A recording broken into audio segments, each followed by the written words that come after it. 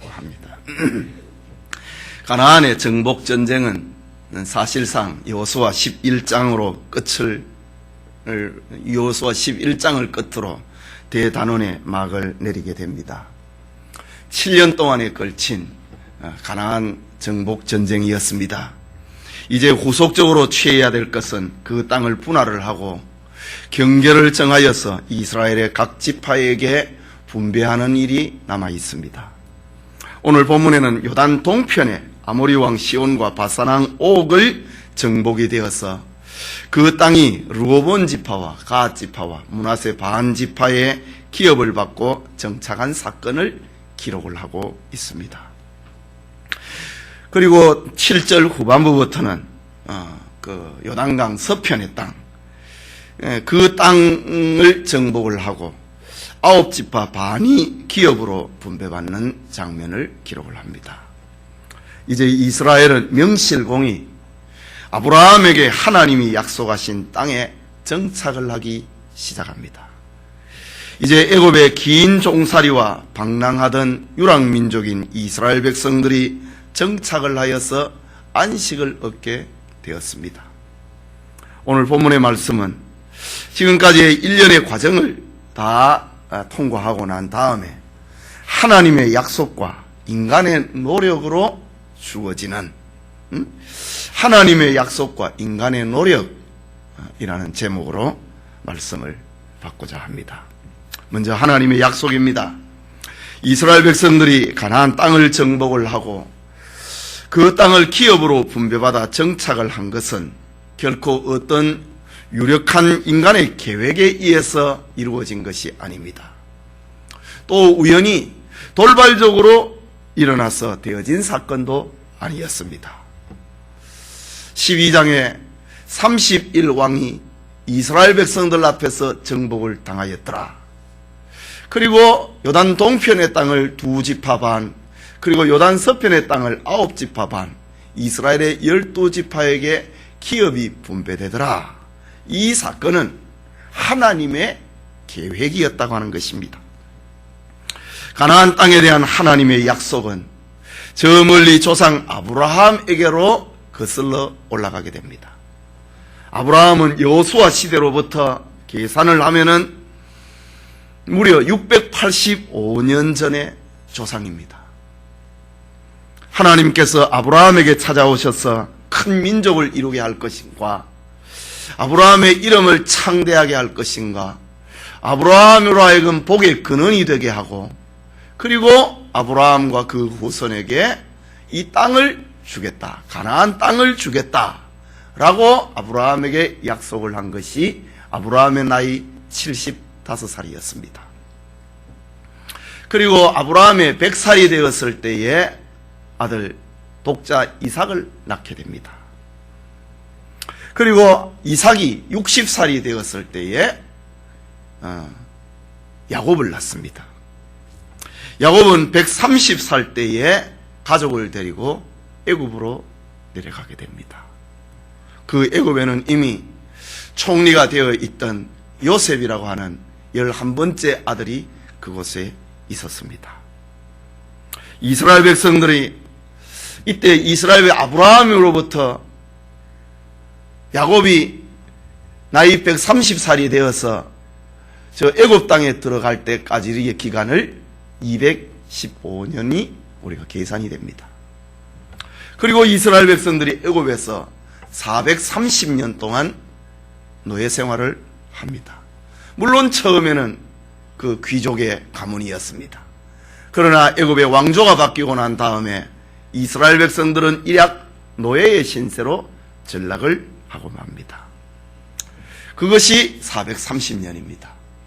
그리고 이스라엘 백성들이 출애굽을 해서 광야에서 40년을 땅 없이 유리방황하면서 방랑자의 길을 걷게 됩니다. 이렇게 가나안 아브라함과 이삭과 야곱 그 시대의 연도 215년, 그리고 가나안 땅에서의 애굽 땅에서의 430년, 그리고 광야에서의 40년, 그리고 여호수아 시대에 와서 가나안을 정복을 했습니다. 가나안 정복까지가 7년이 걸렸는데 그것을 빼고라도 무려 685년이라고 하는 그런 긴 시간이 흘러갔습니다. 그런데 오늘 성경 말씀은 그렇게 긴 시간이 흘러갔음에도 하나님의 약속은 이루어지고야 만다. 그것을 우리에게 보여주고 있습니다. 사람의 한 계획이 100년을 넘어가는 계획이 어디에 있겠습니까? 그런데 685년이라고 하는 긴 세월, 우리에게는 여러 세대가 바뀐다 할지라도 하나님 편에 볼 때에는 그 1000년이 하루와 같은 세월입니다. 그 하나님 앞에는 아브라함도 하나님이고 그 아들 이삭도 하나님이고 야곱도 하나님이고 요셉도 하나님입니다. 그 하나님께서 저 이스라엘 백성들에게 그렇게 기나긴 세월이 지나갔음에도 불구하고 그 약속이 이루어졌다. 하나님께서 약속하신 언약이 이제 현실화되었는 역사적인 사건이다. 그것을 알려주고 있습니다. 물론 이 약속을 받은 이스라엘 백성들도 하나님이 그 땅을 주겠다고 하는 그것을 잊어버린 적이 없었습니다. 그래서 늘 꿈에도 그리던 것이 가나안의 땅이었습니다. 430년 전에 저 야곱이 애굽 땅에서 죽어갈 때에 유언을 했습니다. 내가 죽으면은 나를 이 애굽에다가 장사 지내지 말고 내가 내 아내를 묻었던 곳, 내 아버지를 장사 지냈고 내 할아버지 아브라함이 장사되었던 그곳에 나를 묻어달라 라고 함으로 하나님이 주신 그 언약 사상을 이스라엘 백성들에게 전달을 했습니다. 그리고 물론 400년 전에 야곱의 아들 요셉이 죽었을 때에 요셉 역시 이 가나안 땅을 비록 몸은 애굽에서 살고 애굽에서 온갖 부귀 영화를 누리고 애굽의 총리가 되어 살아 있었지만은 그러나 자기가 돌아가야 될 곳, 자기 후손들이 민족이 돌아가야 될 곳은 저 가나안 땅임을 요셉도 잊지를 아니했습니다. 그래서 요셉이 죽을 때에 이스라엘 백성들에게 유언을 합니다. 하나님께서 언젠가는 이 애굽에서 우리 조상들에게 약속하신 가나안 땅으로 우리를 돌려보낼 것이다. 하나님이 우리를 가나안 땅으로 돌려보낼 때에 나의 뼈도 나의 유골도 좀 파내어서 가나안 행진에 같이 동참을 하게 해달라. 그리고 내 아버지가 묻힌 곳에 나도 묻어달라. 이런 소망을 표현을 했던 요셉입니다. 이렇게 하나님의 약속하신 그 언약이 현실화된 사건이 이스라엘 백성들이 7년 동안 정복전쟁을 치르고 31왕을 죽였더라. 그것으로 나타나고 있는 것입니다.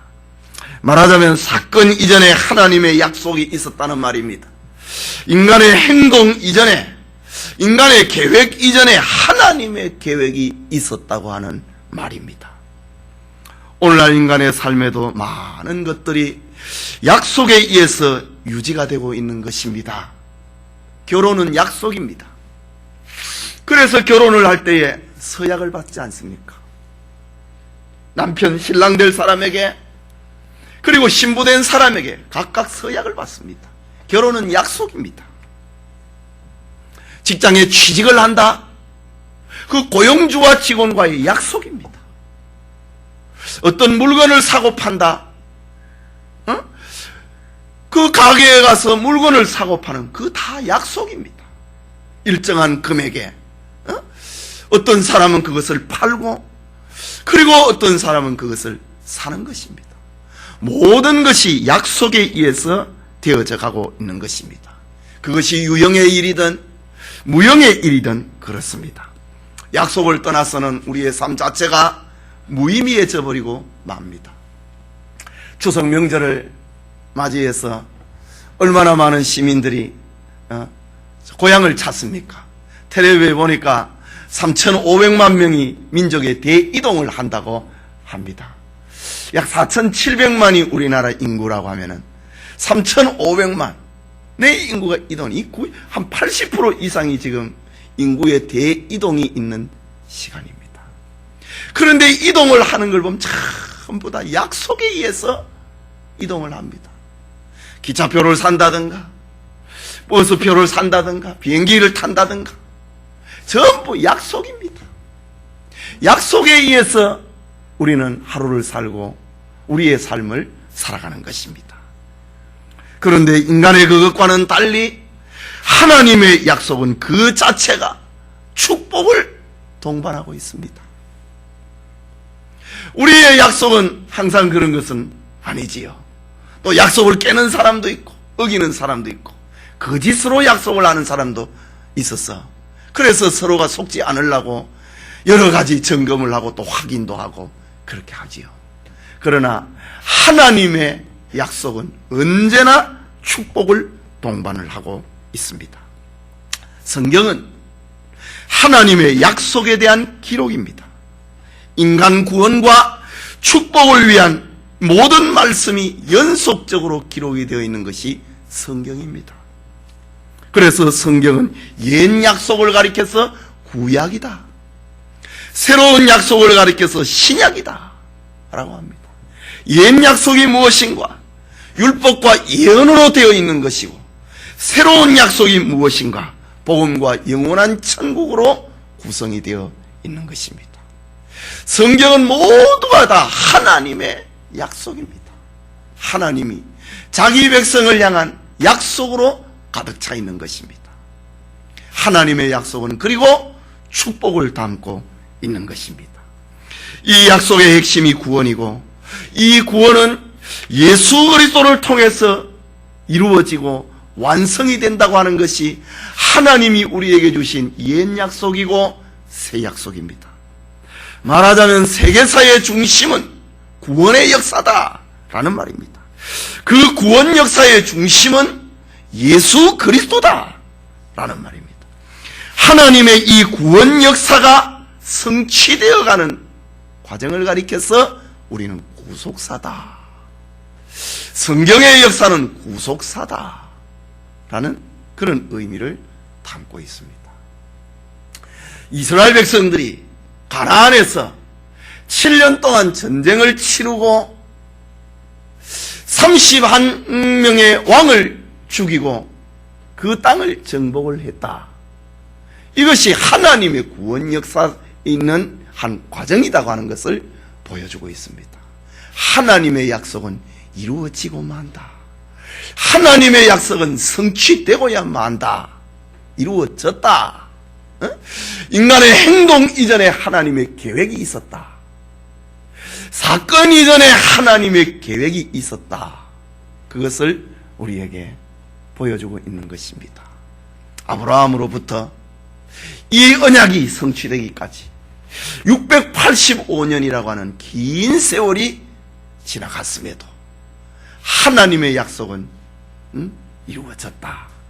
그리고 그 약속을 받은 사람도 그것을 잊어버리지 아니했다. 이런 관계, 약속하시는 이와 약속을 잊어버리지 않는 사람들, 그리고 마침내 그 축복을 받았다. 그 내용입니다. 우리 여호수아서 12장을 보면은 정말 따분한 내용들로만 가득 차 있습니다. 그리고 7절 이후에 보면 뭐 땅 정복했다 했다, 누구 죽였다 누구 죽였다 누구 죽였다, 참 우리의 이해하기가 그리고 읽기도 좀 불편합니다. 그렇지만은 이 내용들이 이것이 역사적인 사건임을 말을 하고 있습니다. 하나님이 약속하신 것은 반드시 이루어지고야 만다. 이것을 알려주고 있는 말이 읽기에도 불편한 사람들의 이름이고, 그리고 지명의 이름인 것입니다. 그에 둘째로 인간의 노력입니다. 하나님의 구원 계획이 성취되어가는 과정에서는 반드시 인간이 동원되고 있습니다. 하나님께서는 자기의 구원 역사를 천사들을 동원을 하여서 구원 역사를 이루는 것이 아니라 사람을 동원을 하여서 이 구원 역사를 이루어 가십니다. 하나님의 약속 자체가 인간을 위한 약속이고 인간을 향한 약속이기 때문에 사람이 불갑을 이 약속 성취에 부름을 당하게 되고 사용을 당하게 되고 쓰임을 받게 되는 것입니다. 이런 면에서 이스라엘 백성들은 세상에서 복받은 백성이었다. 이유가 무엇인가? 하나님의 그 구원 계획을 이 땅에 실현을 하는데 하나님은 이스라엘 백성을 제사장 나라로 사용을 했다라는 것입니다. 그리고 그것을 이 세상의 지구상에 지상나라에 실현시키기 위하여서 가나안 땅을 정복을 하는 일을 이스라엘 백성들에게 맡겼다. 하나님의 약속 성취를 위한 이스라엘 백성들의 의무와 책임이 바로 여기에 있었다라는 것입니다. 역사상 하나님 앞에 부름을 받은 사람들, 하나님 앞에 쓰임을 받은 사람들, 하나님의 선한 일에 동원이 된 사람들은 어김없이 기록에 가치가 있는 사람들입니다. 제국을 위해서 산 사람이나 자기를 위해서 산 사람은 기록에 가치가 없지만은 이 지구상에 하나님의 구원 계획을 이루기 위하여서 부름을 받았던 사람들, 그리고 사용되었던 사람들은 기록에 가치가 있는 것입니다. 그것이 바로 우리 성경의 지면을 통해서 보고 있는 것입니다. 우리는 다른 나라의 역사를 이해하거나 공부할 그런 필요성을 우리가 특별히 느끼지를 못합니다. 그러나 특별히 우리가 왜 이 세상에 수많은 지구상의 나라들이 있는데 이스라엘의 역사를 우리가 지금 공부를 하고 있는가? 구약은 이스라엘의 역사거든요. 이스라엘의 역사를 왜 우리가 공부를 하고 있는가? 그것은 이스라엘이라고 하는 나라는 구약시대에 하나님 앞에 부름을 받았다 이거지. 하나님 앞에 쓰임을 받았다. 그래서 우리는 여호수아부터 시작해서 역대하까지 12권의 역사서를, 이스라엘의 역사를 우리가 공부를 하고 있는 것입니다. 하나님은 자신의 구원 계획을 적용을 시킴에 있어서 저 아담의 아들 아벨을 사용을 했습니다. 그리고 저 아벨의 죽고 난 다음에 셋이라고 하는 사람을 등장을 시키고 셋의 후손 가운데 경건한 아들이었던 에녹을 사용을 했습니다. 그리고 에녹의 후손 가운데 노아를 하나님이 사용을 했습니다. 하나님 앞에 부름을 받았다. 그렇기 때문에 기록의 가치가 있고 하나님 앞에 쓰임을 받았다. 그 사람들은 어김없이 축복의 사람이 된 것입니다. 그리고 하나님이 아브라함을 불렀고 이삭을 불렀고 야곱을 불렀고 그리고 이스라엘의 다윗을 통일왕국에 우뚝 세웠습니다. 그리고 신약시대에 요셉을, 마리아를 불러서 자신의 구원 계획을 진행하셨던 하나님입니다. 그렇다면 하나님이 계획을 하시고 인간은 하나님의 계획에 참여하게 되는 것입니다. 하나님이 말씀하시고 사람은 거기에 응답을 하는 것입니다. 하나님이 말씀하시고 사람은 거기에 순종하는 것입니다. 하나님의 말씀과 인간의 응답, 인간의 순종, 여기에 사용이 된 사람들은 어김없이 무한한 축복의 사람들이 되었습니다. 이렇게 하나님과 인간을 따로 떼어놓을 수 없는 이런 관계, 그것이 바로 구원 역사다라는 것입니다. 이것을 신학적으로 말을 하면은 예정론이라고 합니다. 예정론이라고 하는 것은 막연히 가만히 있는 상태에서 무슨 결과를 기다리는 동양의 운명론과는 다른 것입니다. 예정론은 하나님의 계획과 약속 관계에 있는 이스라엘 백성들을 통하여서 우리는 예정론을 이야기할 수 있습니다. 요즘 추석을 맞이해서 그 시내 극장가에 관상이라고 하는 영화가 흥행 1위라고 하는 신문 기사를 본 적이 있습니다. 관상, 그 동양의 운명론을 말하고 있는 대표적인 것입니다. 얼굴 속에, 얼굴의 형상 속에 그 사람의 미래가 다 들어있다. 이게 운명론입니다. 저는 관상이라고 하는 영화는 보지 않았지만은 그 영화의 내용은 뻔하지 않습니까? 이 운명론 앞에 이것을 어떻게 바꾸어 보려고 하는 그런 것이 영화의 주제이지 않겠습니까? 네.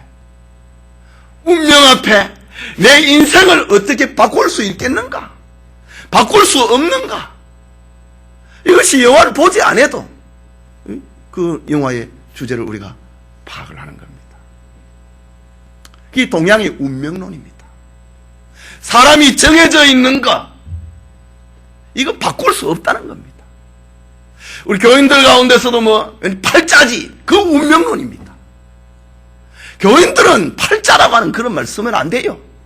뭐 팔자입니까? 우리는 운명론에 사로잡혀 있는 사람이 아니고 우리는 예정론에 붙들려 있는 사람들입니다. 이 시간에 운명론과 예정론에 대해서 이해할 수 있기를 바랍니다. 그 막연하게 보이면 이스라엘의 역사를 생각을 하면 됩니다. 하나님의 계획이 있습니다. 그리고 약속 관계에 있는 이스라엘 백성들이 있습니다. 이스라엘 백성들은 하나님의 약속을 믿습니다. 그리고 하나님의 그 약속을 성취하기 위하여서 투쟁을 합니다. 노력을 합니다. 활동을 합니다. 7년 동안의 이스라엘 백성들의 가나안 정복 전쟁을 통과하면서 하나님의 계획이 있습니다. 이 땅을 이스라엘 백성들에게 주었다. 685년 전에 이미 아브라함에게 주었고 그의 아들 이삭에게 상기를 시켰고 야곱에게 다시금 상기를 시켰고 요셉에게 들려주었고 노예 생활이 끝나갈 무렵에 이스라엘 백성들이 울부짖는 노예 생활 가운데서 우리에게 하나님이 주신, 우리 조상들에게 주신 땅이 있지 않느냐, 그것이 이스라엘 백성들에게 생각나게 만들었고, 그리고 모세가 출애굽 운동을 할 때에 지난날 아브라함에게 약속을 하셨던, 조상에게 약속을 하셨던 그 예정의 땅 가나안으로 우리가 가야 된다라는 것입니다. 그러나 이 땅을 성취하기까지 얼마나 많은 힘든 일들이 있었습니까? 이스라엘 백성들이 애굽 땅에 가만히 있을 때에 출애굽이라고 하는 고통스러운 사연들, 홍해를 건너고 마실 물이 없고 양식이 떨어져 버렸을 때에 하나님을 원망을 하고 모세를 원망을 했던 이스라엘 백성들, 그것으로 끝나버린다면 하나님의 예정론은 이루어지지 않는다 이지. 운명론은 가만히 있어도 그 땅은 내 것이 된다라고 하는 그 말이지만은, 예정론은 우리의 행동을, 우리의 노력을 반드시 수반을 하는 것이 예정론이라고 하는 것입니다.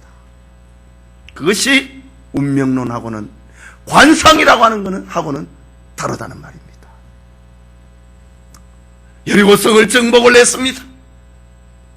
정말 하나님이 우리에게 주셨다고 하는 그 약속, 그 고상한 말로 표현하면 예정론인데, 하나님이 여리고를 우리에게 주었다고 하는 그 약속을 믿고 저들은 매일 새벽마다 성을 돌았습니다.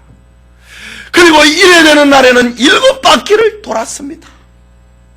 그리고 하나님의 말씀에 따라서 7바퀴가 돌고 난 다음에는 길게 제사장이 나팔을 불었고 그 소리를 신호로 하여서 이스라엘 백성들은 고함을 질렀습니다. 함성을 질렀습니다. 하나님의 약속대로 이루어졌습니다. 그러나 여리고성은 가나안의 모든 성의 첫 성읍이기 때문에 모든 탈취물들은 하나님께 바치라 라고 했습니다. 그런데 하나님의 약속을, 하나님의 말씀을 믿지 못했던 아간으로 인하여서 이스라엘 백성들은 고통스러운 두 번째 전투에서 패전의 아픔을 겪어야만 했습니다.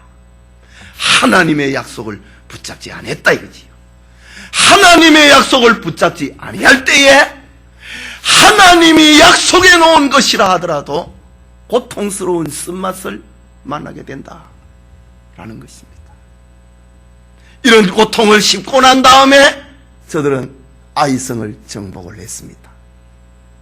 뿐만 아니라 이스라엘 백성들은 또다시 하나님의 약속을 잊어버렸습니다. 가나안 땅에 들어가거든 어떤 사람하고도 약속을 맺지 말라.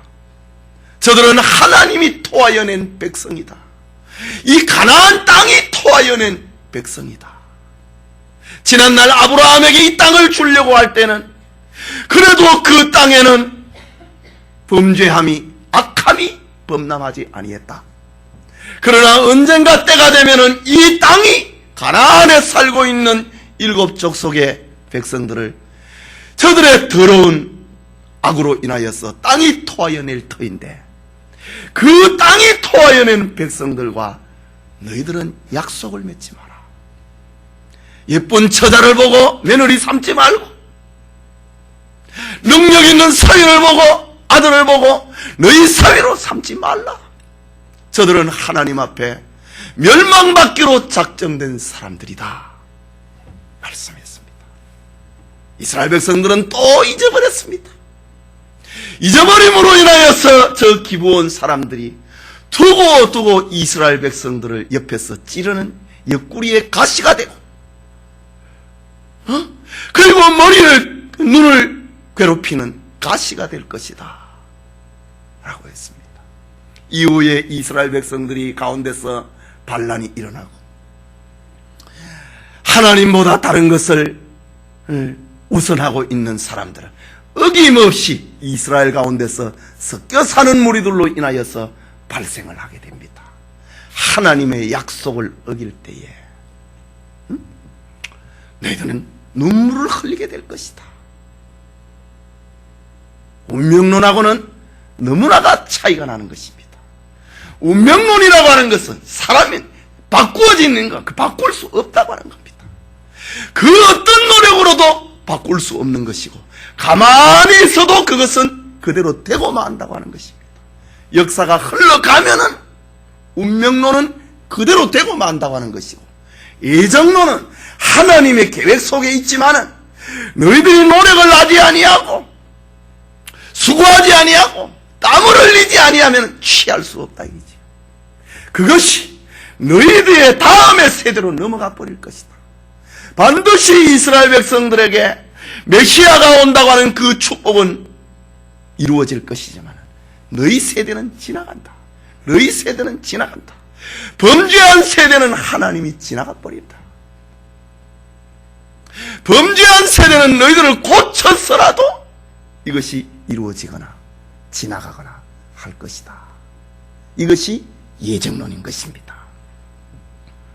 그래서 이스라엘 백성들은 하나님이 정하여 주신 그 기업, 정하여 주신 기업입니다. 예정입니다. 미리 정하여 주신 그 기업을 얻기를 위해서 7년 동안 저들은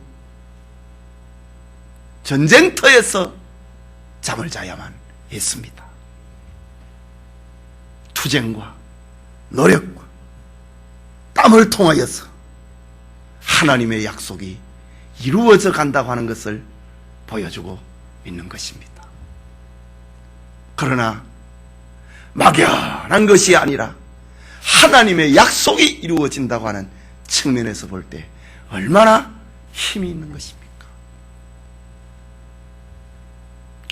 넘어졌다 하더라도 또다시 일어나게 만드는 힘을 주는 것이 하나님의 예정이라고 하는 것입니다.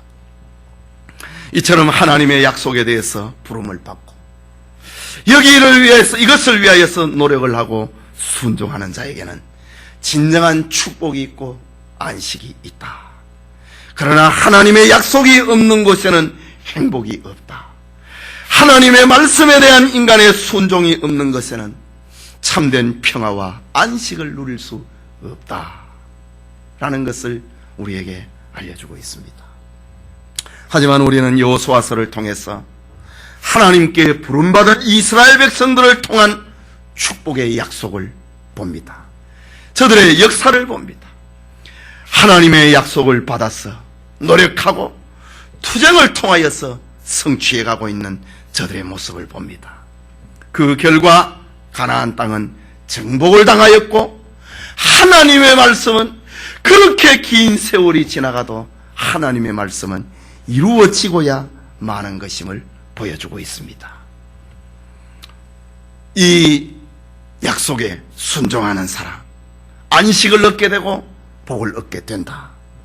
사람의 참 안식은 하나님의 계획에 부름을 당하고 죄와의 싸움에서 이겼을 때에 얻어지는 것이다. 이것을 보여주고 있습니다. 오늘의 교회 역시 마찬가지입니다. 우리는 하나님의 약속을 믿고 있는 사람들입니다. 영접하는 자, 곧 그 이름을 믿는 자에게는 하나님의 자녀가 되는 권세를 주셨다. 주님의 약속을 믿는 사람들입니다. 그리고 우리에게 주님은 교회를 맡겨주셨습니다. 사도 바울은 주님이 우리에게 남겨주신 고난이라고 교회를 그렇게 표현을 하고 있습니다. 여기에 순종이 필요하다. 여기에 희생과 여기에 헌신이 있어야 성취가 따라온다. 온전한 주님의 교회가 세워진다. 그것을 보여주고 있습니다. 기독교 2000년 역사와 오늘의 수많은 교회들이 존재하고 있는 것, 다 하나님이 우리에게 정하여 주신 그 길을 통하여서 이루어진 것입니다. 희생이 없이는, 순종이 없이는, 헌신이 없이는 이스라엘 백성들이 가나안을 자기 기업으로 하나님이 약속해 주신 그 기업을 희생과 헌신과 눈물이 없이는 받을 수 없었던 것처럼 주님의 몸된 교회를, 아름다운 교회를 세우는 것 역시 이와 같은 것입니다. 이 밤에 예배드리는 성도님, 이스라엘이 하나님의 약속을 믿고 땀과 피가 동반이 되는 순종을 통하여서 저들은 안식을 얻었습니다. 우리 역시 우리에게 맡겨주신 축복의 약속 앞에 주님이 맡겨주신 십자가를 짊어져야 되는 것입니다. 교회는 희생이 없이는 세워질 수 없는 것입니다. 조금 전에 말씀드렸던 것처럼 그래서 바울은 골로새서 1장 24절에 그리스도의 남은 고난은 교회다 라고 표현을 했던 것입니다. 우리 성도님들이 이런 축복의 원리를 따름으로 주님으로부터 칭찬을 받고 더 많은 축복과 안식과 평화를 경험을 하는 성도님들 다 되시기를 소원합니다.